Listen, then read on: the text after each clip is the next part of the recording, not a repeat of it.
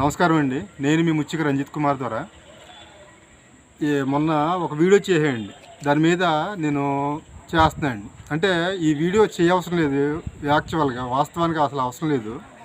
కాకపోతే ఈ వీడియో చూసి ఒకళ్ళు ఎవరు వరప్రసాద్ అట ప్రసాద్ గారు ఒక కమెంట్ చేశారు. ఆయన చేసిన కమెంట్లో రెండు విషయాలండి. ఏంటంటే ఠాగూర్ సినిమాలో నేను డైలాగ్ చెప్పానండి. చిరంజీవి గారు, రవీంద్రనాథ్ ఠాగూర్ గారు రచించిన ఈ విధంగా ఉండాలి అనేది చెప్పారు. అలా ఉండాలని చెప్పి మనం చెప్పానండి.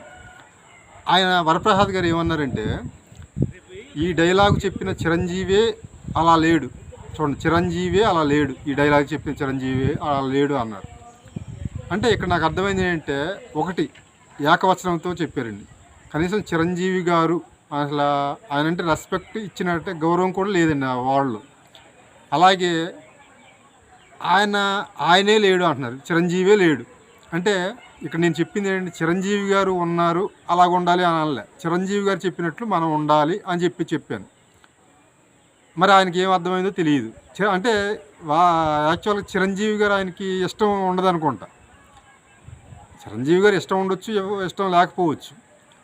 కానీ ఆ మాటలు రవీంద్రనాథ్ ఠాగూర్ రచించిన మాటలు చిరంజీవి గారు చెప్పినట్టు నోట్లో వచ్చినట్టు మాటలు మనం ఆచరించాలి అని చెప్పాను నేను. ఆయనకి ఎలా అర్థమైందో తెలియదు. రెండోది, ఆ డైలాగ్ చెప్పిన చిరంజీవే అలా లేడు అని అన్నారు. రెండోది ఏంటంటే, ఎందుకు ఈ కంఠశోక అని నన్ను అన్నాయండి. అంటే నీకెందుకు కంఠశోక అని చెప్పి అన్నాయండి.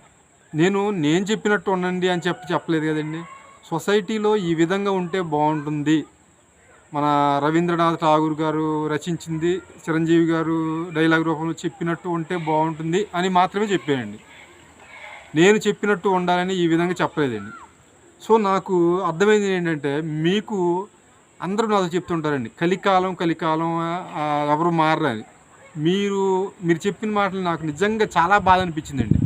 ఎందుకు అలా చెప్పారు అంటే, మీరు మీ ఒపీనియన్ అంటే ఎవరిష్టం వాళ్ళదే, కానీ మీరు ఎందుకు అలా ఆలోచించి అన్నారో నాకు బాధ కలిగి ఆ రోజంతా నిజంగా వాస్తవంగా నిద్ర పట్టలేదండి.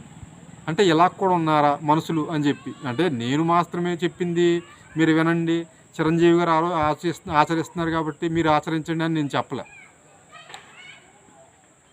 పోన్లేండి వరప్రసాద్ గారు, మీ ఇష్టం అండి, మీరు ఎవరిష్టం వాళ్ళది. అందరికీ వాక్ స్వాతంత్రం ఉంది. మీరు అలా మీకు అర్థమైంది, మీరు అలా చెప్పారు మీ ఒపీనియన్, అందులో తప్పేం లేదు. ఈ వీడియో ద్వారా నేను చెప్పేది ఏంటంటే, 10 మందికి ఎవరిష్టం వాళ్ళది మాట్లాడుకోవచ్చు. ఇప్పుడు నేను చేస్తున్నాను వీడియోలు, 10 మంది మారాలని నేను చేస్తాను. నేను చెప్పింది ఏమని నేను చెప్పట్లే. దీన్ని వీడియోలో వీడియోలో కొన్ని సినిమా డైలాగ్ రూపంలో చెప్తాయండి. ఎందుకంటే సినిమాలో ఉన్నవన్నీ మన నిజ జీవితంలో మన కోసమే చేస్తారు.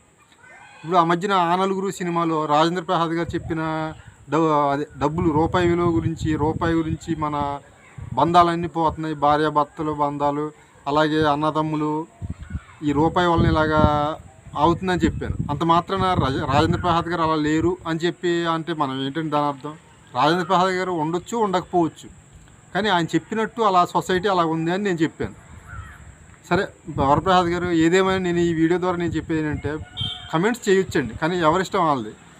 కానీ మీరు మారకపోయినా పర్లే, సమాజంలో ఇలాంటి ఏంటది ఇలాంటి కమెంట్స్ పెట్టొద్దని చెప్పి కోరుకుంటూ ఈ వీడియో చేస్తున్నాను. నమస్కారం.